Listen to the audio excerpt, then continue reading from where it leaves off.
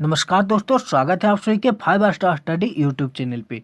दोस्तों, आज का मेरा वीडियो पॉलिटेक्निक, पैरामेडिकल एवं आईटीआई इंट्रेंस एग्जाम के लिए काफ़ी महत्वपूर्ण है। तो दोस्तों, इस वीडियो में हम बात करने वाले हैं केमिस्ट्री के गैस लॉ यानी गैसीय नियम का जो भी वीवीआई पॉइंट है यानी वीवीआई टॉपिक है, उस सभी का सभी इस वीडियो में हम डिस्कस करेंगे। और दोस्तों, ये थ्योरी का लेक्चर 1 है यानी पहला क्लास है, यानी डेमो का पहला क्लास है दोस्तों। इसलिए इस वीडियो को आप बिना स्किप किए हुए एक बार शुरू से अंत तक जरूर देखिएगा और अपने नोट कॉपी में नोट कर लीजिएगा। अगर आपको कहीं भी प्रॉब्लम होगा तो आप कमेंट भी कर दीजिएगा। दोस्तों, चलिए आज का वीडियो स्टार्ट करते हैं। वीडियो को अभी तक लाइक नहीं किए तो जल्दी से लाइक कर दीजिए। अगर आप चैनल पर नए हैं तो चैनल को भी सब्सक्राइब कर लीजिएगा, साथ में बेल आइकन को प्रेस करना ना भूलिएगा ताकि हर एक नए वीडियो का नोटिफिकेशन आपको प्रॉपर मिलती रहे। तो दोस्तों, आपको बता दें कि इस चैप्टर से आपको पॉलिटेक्निक, पैरामेडिकल एवं पैरामेडिकल डेंटल और साथ में आईटीआई प्रवेश परीक्षा में कम से कम 2 से 4 क्वेश्चन ऑब्जेक्टिव में पूछे जाएंगे। यानी न्यूमेरिकल भी इससे पूछे जाते हैं दोस्तों। न्यूमेरिकल तो पक्का 1 से 2 क्वेश्चन आपके आ ही जाएंगे। यानी 1 से 2 क्वेश्चन आपके न्यूमेरिकल रहेगा, जो कि यानी फार्मूला पे पुट करके आप बनाइएगा। यानी इस फार्मूला या ये फार्मूला या फिर और भी फार्मूला है, उस पर आप डायरेक्ट पुट करके मान निकाल सकते हैं। दोस्तों, बहुत ही इंपॉर्टेंट चैप्टर है और एकदम शॉर्ट चैप्टर है, इसलिए आप एक बार शुरू से अंत तक जरूर देखिएगा। दोस्तों, चलिए इस वीडियो को स्टार्ट करते हैं।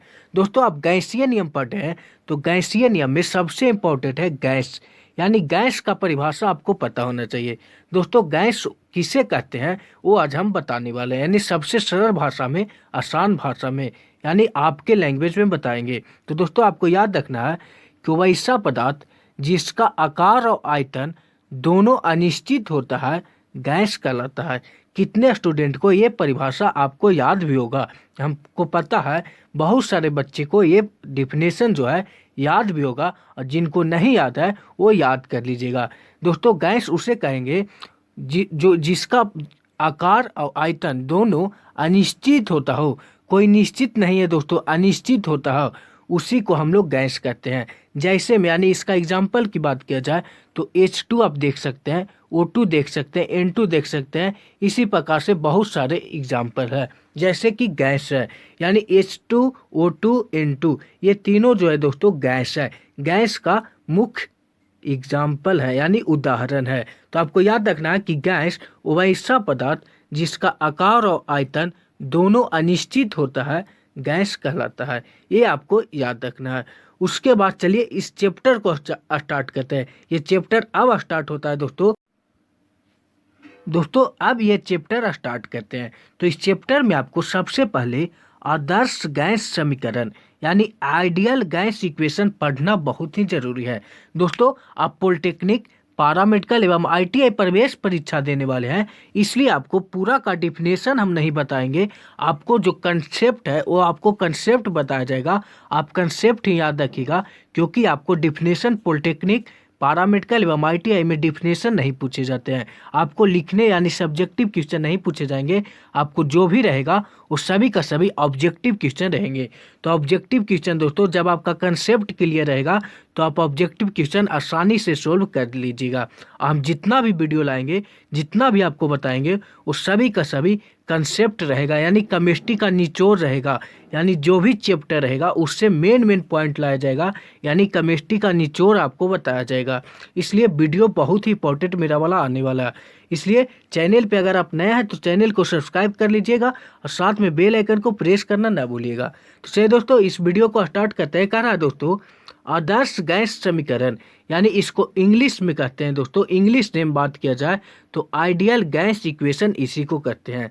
आइडियल गैस इक्वेशन में दोस्तों एक फार्मूला दिया गया था, PV बराबर NRT। जैसा कि आप देख रहे हैं, PV बराबर NRT। ये आप याद भी रखिएगा कि PV बराबर NRT जो है आदर्श गैस समीकरण है। यानी डायरेक्ट आपको ऑब्जेक्टिव यहाँ से पूछेगा कि PV बराबर NRT को क्या कहते हैं? आदर्श गैस समीकरण कहते हैं, या फिर चार्ल्स का नियम कहते हैं, चार्ल्स या फिर बॉयल्स का। दोस्तों, ये आदर्श गैस समीकरण है, यानी PV बराबर NRT जो होता है आदर्श गैस समीकरण कहलाता है।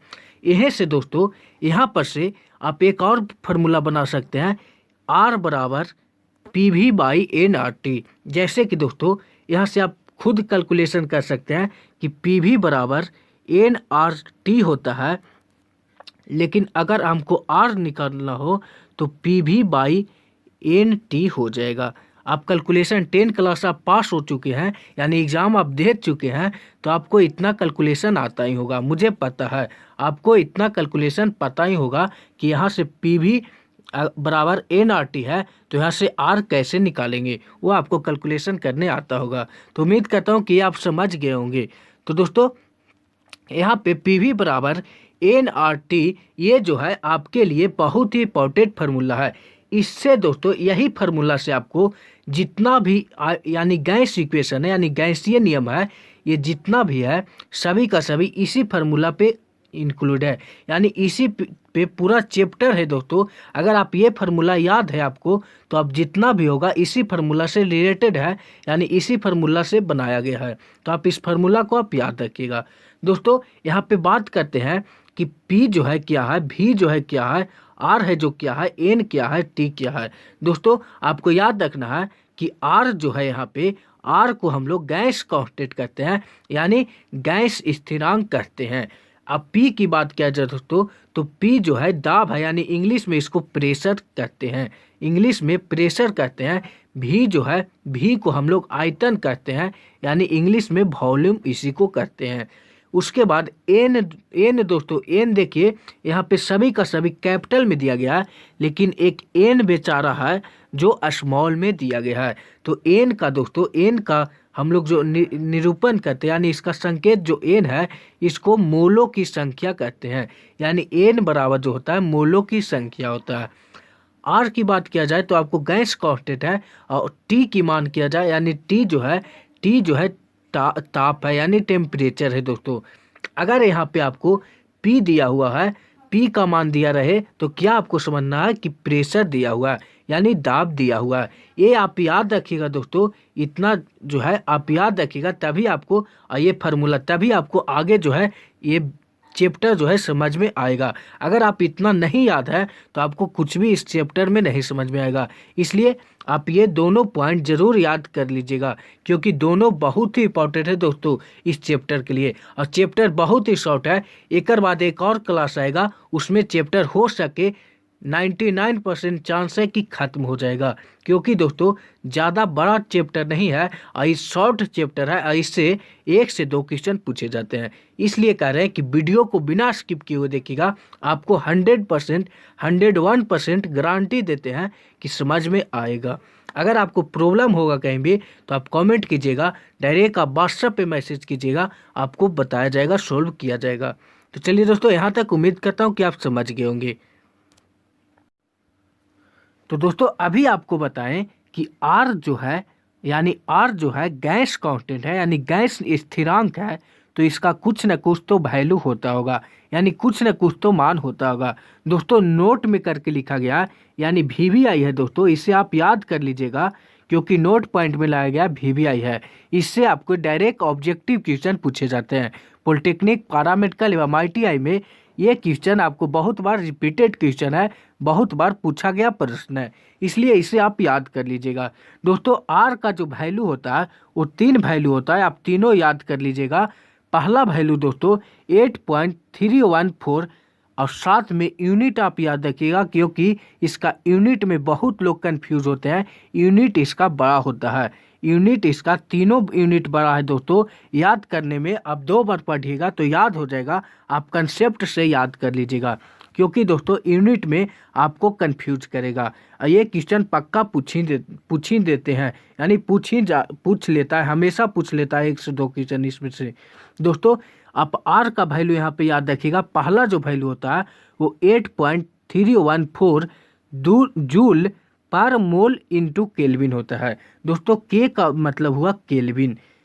गैसीय नियम में K का मान कहीं भी आपको K नजर आए तो इसको आपको केल्विन पढ़ना है, यानी K का मतलब केल्विन होता है। दोस्तों उसके बाद दूसरा जो वैल्यू होता है R का, वो 2 कैलोरी, यानी कैलोरी पर मोल पर केल्विन होता है। 2 कैलोरी पर मोल पर केल्विन होता है। अगर आर का तीसरा वैल्यू की बात किया जाए तो 0.08206 लीटर इंटू एटीएम। दोस्तों एल इंटू एटीएम है, यानी लीटर इंटू एटीएम पर मोल इंटू केल्विन। ये आपको याद रखना है यूनिट के साथ में। ये तीनों वैल्यू काफ़ी ही इंपॉर्टेंट है। आपको डायरेक्ट पूछ देगा दोस्तों कि गैस कांस्टेंट यानी गैस स्थिरांक का मान कितना होता है, यानी आर का वैल्यू कितना होता है। आपको एक ऑप्शन दे दिए जाएंगे या फिर आपको दो ऑप्शन दे दिए जाएंगे और साथ में ए प्लस बी रहेंगे। दोस्तों आप तीनों ऑप्शन याद रखिएगा, कोई भी आपको उठा के दे सकता है। इसलिए बोलते हैं दोस्तों कि हम जितना भी लाएंगे वो सभी का सभी केमिस्ट्री का जो भी चैप्टर आएगा उसका निचोड़ लाया जाएगा, क्योंकि आप लोग के पास दोस्तों उतना टाइम नहीं है सब्जेक्टिव पढ़ने का, डिफिनेशन पढ़ने का। आपको जो भी बताया जाएगा वो निचोड़ बताया जाएगा। दोस्तों वीडियो अभी तक लाइक नहीं किए तो लाइक कर दीजिए, और अगर आप चैनल पे नए हैं तो चैनल को सब्सक्राइब कर दीजिएगा, साथ में बेल आइकन को प्रेस करना ना भूलिएगा। चलिए आगे की ओर बात करते हैं दोस्तों उसके बाद पढ़ना है बॉयल्स का नियम, यानी बॉयल्स लॉ। दोस्तों आदर्श गैस समीकरण पढ़ने के बाद उसके बाद जो टॉपिक आता है, यानी जो पॉइंट आता है, वो बॉयल्स का नियम है, यानी बॉयल्स लॉ। दोस्तों इस नियम का प्रतिपादन यानी बॉयल्स लॉ का प्रतिपादन 1662 ईस्वी में रॉबर्ट बॉयल्स ने किए थे। आपको याद रखना है, ईस्वी भी याद रखना है, और साथ में कौन प्रतिपादन किए थे वो भी, उनका नाम भी आपको याद रखना है। क्योंकि दोस्तों यहाँ से आपको डायरेक्ट पारा मेडिकल एवं ITI में डायरेक्ट क्वेश्चन पूछे जाएंगे कि बॉयल्स का नियम कब प्रतिपादन हुआ था। तो आपको याद रखना है 1662 ईस्वी में। यहाँ से आपको डायरेक्ट ऑब्जेक्टिव क्वेश्चन पूछे जाएंगे। और दोस्तों यहाँ से एक और क्वेश्चन पूछेंगे कि बॉयल्स का नियम का प्रतिपादन किसने किए थे। तो आपको याद रखना है रॉबर्ट बॉयल्स ने किए थे। बॉयल्स का नियम का प्रतिपादन रॉबर्ट बॉयल्स ने किए थे। दोस्तों ये जब चैप्टर खत्म होगा उसके बाद आपको एक टेस्ट लिया जाएगा। सोनू सर और जो हम पढ़ा रहे हैं वो दोनों का चैप्टर, यानी वो अभी मैग्नेट पढ़ा रहे हैं और मेरा जो चैप्टर है वो क्या है, तो आप देख ही रहे हैं कि गैसीय नियम है। ये दोनों से आपको मिला के एक ऑनलाइन टेस्ट लिया जाएगा। ये दोनों चैप्टर का ऑब्जेक्टिव क्वेश्चन रहेगा। उसमें जितना भी आप अच्छा मार्क्स लगेगा आपको बताया जाएगा। आपको नाम एवं मार्क्स और साथ में डिस्ट्रिक्ट की सभी एड्रेस आपको व्हाट्सएप पे भेजना है। क्योंकि दोस्तों आपको पता ही होगा कि जो इंट्रो वाला वीडियो था, यानी इंट्रोडक्शन जो था कि किस प्रकार से इस चैनल पे आपको पॉलिटेक्निक, पारामेडिकल एवं ITI का तैयारी करवाया जाएगा, उसी के अनुसार क्लास लिया जाएगा। दोस्तों आपको साप्ताहिक टेस्ट एवं फ्री PDF जरूर दिया जाएगा और साथ में साप्ताहिक टेस्ट जरूर लिया जाएगा। तो आप साप्ताहिक टेस्ट में हिस्सा जरूर लें, क्योंकि आपको नॉलेज पता चलेगा कि आपका कितना सही जा रहा है, कितना आप नंबर उठा रहा है, उसी के अनुसार आपको गवर्नमेंट पॉलिटेक्निक कॉलेज में एडमिशन मिलेगी। दोस्तों इसलिए बोलते हैं कि साप्ताहिक टेस्ट में आप हिस्सा जरूर लें। तो उम्मीद करता हूँ कि आप साप्ताहिक टेस्ट इसके बाद जरूर दीजिएगा, जरूर हिस्सा लीजिएगा। चलिए दोस्तों इससे आप याद रखिएगा कि बॉयल्स का नियम का प्रतिपादन रॉबर्ट बॉयल्स ने किए थे 1662 ईस्वी में। उसके बाद दोस्तों इस नियम में बताया गया कि यदि ताप को कांस्टेंट रखा जाए, दोस्तों बॉयल्स का नियम में ताप को यानी टेम्परेचर को कांस्टेंट रखते हैं तो जो PV बराबर nRT होता है, PV बराबर nRT जो होता है, इसी से सब बनाया गया है। दोस्तों जितना भी इसी आदर्श गैस समीकरण अभी आपको हम बताएं कि PV बराबर nRT होता है, तो इसी से आपको सभी का सभी रिलेटेड मिलेगा, यानी इसी से आपको फार्मूला बनाया गया है। तो इसलिए बोले थे कि इस फार्मूला आपको आगे बहुत काम आएगा, इसे आप याद रखिएगा। दोस्तों जब T को कांस्टेंट कर दिया जाएगा तो आप देख सकते हैं कि क्या फार्मूला बनेगा, यानी P जो होगा इन्वर्सली प्रोपोर्शनल 1/V हो जाएगा, यानी प्रेशर जो होगा इन्वर्सली प्रोपोर्शनल होगा 1/, आयतन के, यानी 1/, आयतन के, यानी वॉल्यूम के। दोस्तों अगर इसका फार्मूला की बात किया जाए तो आप याद रखिएगा कि P1/P2 बराबर V2/V1 होगा। अब कैसे होगा दोस्तों, तो आप यहाँ पे देख सकते हैं इसका कि जो यहाँ पे हो रहा है दोस्तों, यहाँ पे आप देख सकते हैं दोस्तों कि P जो है इन्वर्सली प्रोपोर्शनल है 1/v के, यानी P जो है इन्वर्सली प्रोपोर्शनल है वॉल्यूम के। तो दोस्तों जब भी होगा तो P1/P2 जो है V2/V1 के होगा। ये आप याद रखिएगा, ये कंसेप्ट आपको याद रखना है दोस्तों, क्योंकि यहाँ से आपको पूछेंगे ऑब्जेक्टिव कि अगर प्रेशर को 2 गुना बढ़ा दिया जाए तो वॉल्यूम कितना गुना बढ़ेगा, या फिर वॉल्यूम को 1 गुना कमा दिया जाए तो प्रेशर कितना गुना बढ़ेगा या कितना कमेगा। ये रिलेटेड क्वेश्चन है दोस्तों। इससे आप अगर आपको कंसेप्ट क्लियर है तो आप आसानी से ऑब्जेक्टिव क्वेश्चन का सॉल्यूशन दे सकते हैं, यानी आंसर बता सकते हैं। इसलिए बता रहे हैं कि आपको कंसेप्ट बताया जाएगा। मेरा वीडियो जो है थोड़ा सा लंबा रहेगा, लेकिन पूरा का पूरा कंसेप्टुअल रहेगा, यानी पूरा का पूरा आपको कंसेप्ट का निचोड़ रहेगा केमिस्ट्री का, जो भी चैप्टर है उससे रिलेटेड। दोस्तों यहाँ पे आपको याद रखना, ये आपको याद रखना कि P जो है यानी प्रेशर जो है इन्वर्सली प्रोपोर्शनल होगा 1/v के, यानी जब प्रेशर को बढ़ाएंगे तो वॉल्यूम जो है कमेगा, अगर वॉल्यूम को बढ़ाएंगे तो प्रेशर जो है कमेगा। ये आपको याद रखना है। इसी प्रकार से इसका एक और फार्मूला बन जाएगा, आप आसानी से बना सकते हैं। 10 क्लास आप एग्ज़ाम दे चुके हैं तो आपको इतना उम्मीद है कि आप इतना ये कर सकते हैं कि P1 जो है P1 इंटू V1 बराबर P2/V2 होगा। ये कैसे होगा, आप यहाँ से डायरेक्ट ऐसे करके बना सकते हैं P1/P2 बराबर V2/V1। यहाँ से आप डायरेक्ट मल्टीप्लाई कर सकते हैं, यानी क्रॉस मल्टीप्लाई कीजिएगा तो ये फार्मूला आपको निकल जाएगा। इसलिए बता रहे हैं कि आप 10 क्लास पास हो चुके हैं, यानी दे चुके हैं एग्जाम, या फिर 12 दे चुके हैं, तो आप इतना कर सकते हैं। उम्मीद है आप लोग से इतना आप जरूर कीजिएगा। तो उम्मीद करता हूँ कि ये भी पॉइंट आप समझ गए होंगे कि बॉयल्स का नियम से जो भी ऑब्जेक्टिव क्वेश्चन पूछे जाएंगे वो आप सोल्यूशन कर दीजिएगा, यानी आंसर उसका बता दीजिएगा। यहाँ से आपको न्यूमेरिकल भी पूछे जाएंगे। P1 P2 के मान दे देगा, V1 के मान दे देगा और V2 के मान निकालने कहेगा, या फिर 4 गो में से 3 का मान दे देगा, 1 का मान निकालने बोलेगा। तो आप आसानी से फार्मूला पे पुट करके निकाल सकते हैं, वो आगे आपको बताया जाएगा। दोस्तों उम्मीद करता हूँ कि यहाँ तक आप समझ गए होंगे। चलिए आगे की ओर चलते हैं। दोस्तों बॉयल्स लॉ के बाद जो टॉपिक यानी जो पॉइंट है वो चार्ल्स का नियम है, यानी चार्ल्स का नियम पढ़ना है। चार्ल्स लॉ क्या होता है इसके बारे में हम बताते हैं। दोस्तों चार्ल्स लॉ यानी इस नियम का प्रतिपादन 1780 ईस्वी में जैक्वेस चार्ल्स ने किए थे, यानी जैक्वेस चार्ल्स के द्वारा दोस्तों चार्ल्स का नियम प्रतिपादन किया गया था। ये कब हुआ था दोस्तों, तो आपको याद रखना है कि 1780 ईस्वी में जैक्वेस चार्ल्स के द्वारा चार्ल्स का नियम प्रतिपादन किया गया। ये आपको 2 पॉइंट याद रखना है, यहाँ से 2 ऑब्जेक्टिव बन जाता है। इसके बाद आपको याद रखना है दोस्तों, इसे आयतन का नियम भी कहा जाता है। दोस्तों बहुत ही इंपॉर्टेंट है, ये आपको बहुत बार पॉलिटेक्निक में पूछा गया क्वेश्चन है। यानी इसे चार्ल्स का नियम को आयतन का नियम भी कहते हैं। ये आपको याद रखना है दोस्तों कि चार्ल्स का नियम को आयतन का नियम भी कहते हैं। ये आपको ऑब्जेक्टिव में डायरेक्ट पूछे जाएंगे। इसके बाद दोस्तों चार्ल्स का नियम में जो है किसको कांस्टेंट रखते हैं, तो याद रखिएगा दाब को। चार्ल्स का नियम में दाब को कांस्टेंट रखते हैं, यानी प्रेशर को कांस्टेंट रखते हैं।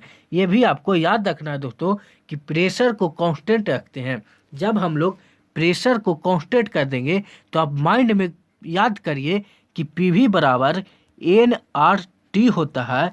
अब यहाँ से प्रेशर को कांस्टेंट किए हैं दोस्तों, और N जो है N तो ऐसा ही कांस्टेंट रहता है, और R जो है आप जान ही रहे हैं कि R जो है क्या है, तो गैस कांस्टेंट है। N जो है मोलों की संख्या है, लेकिन यहाँ पे ये दोनों को नहीं लेके अब यही 3 में से यूज हो गए, यानी PVT यही 3 आगे यूज होने वाले हैं। जैसे कि बॉयल्स लॉ में यही 3 को यूज किया गया, तो 3 में से प्रेशर को कांस्टेंट कर दिया गया है। तो यहाँ पे V और T में क्या रिलेशन होगा, तो आप खुद देख सकते हैं। V जो है डायरेक्टली प्रोपोर्शनल हो रहा है, यानी V जो है डायरेक्टली प्रोपोर्शनल T के हो रहा है, जैसा कि यहाँ पे लिखा गया है। आप देख सकते हैं V जो है समानुपाती है टेम्परेचर के, यानी आयतन समानुपाती हो जाएगा टेम्परेचर के, या इसी को इंग्लिश में V जो है डायरेक्टली प्रोपोर्शनल, यानी वॉल्यूम जो है डायरेक्टली प्रोपोर्शनल टेम्परेचर के है। ये भी आप याद रखिएगा, क्योंकि आप यहाँ से अगर ये फार्मूला आपको याद होगा, अगर आप ये फार्मूला याद किए होंगे तो उम्मीद करता हूँ कि ये आप समझ रहे होंगे। या फिर अगर आपको डाउट हुआ होगा तो आपको लिंक में यानी डिस्क्रिप्शन में मेरा व्हाट्सअप नंबर मिल जाएगा, आप वहाँ से जाके डायरेक्ट मेरा व्हाट्सअप पे मैसेज कीजिएगा। आपको कहीं भी डाउट हुआ होगा तो आपको कॉल करके या किसी प्रकार से आपको समझाया जाएगा, लेकिन आपको हेल्प किया जाएगा। तो अगर आपको कहीं भी डाउट हुआ होगा तो आप कमेंट में जाके कमेंट कर दीजिएगा, या फिर डायरेक्ट आप व्हाट्सएप पे मैसेज करिएगा। व्हाट्सएप पे भी आपको किसी प्रकार से आपको सोल्व किया जाएगा, आपको हेल्प किया जाएगा। तो उम्मीद करता हूँ कि यहाँ तक आप समझ गए होंगे। अब इसका फार्मूला की बात किया जाए दोस्तों, क्योंकि फार्मूला से आपको न्यूमेरिकल क्वेश्चन पूछे जाएंगे, तो इसका फार्मूला की बात किया जाए तो आप देख सकते हैं V जो है डायरेक्टली प्रोपोर्शनल टेम्परेचर को, तो इसका फार्मूला जो बनेगा V1/V2 बराबर T1/T2। यानी दोस्तों V1/V2 बराबर T1/T2 बनेगा।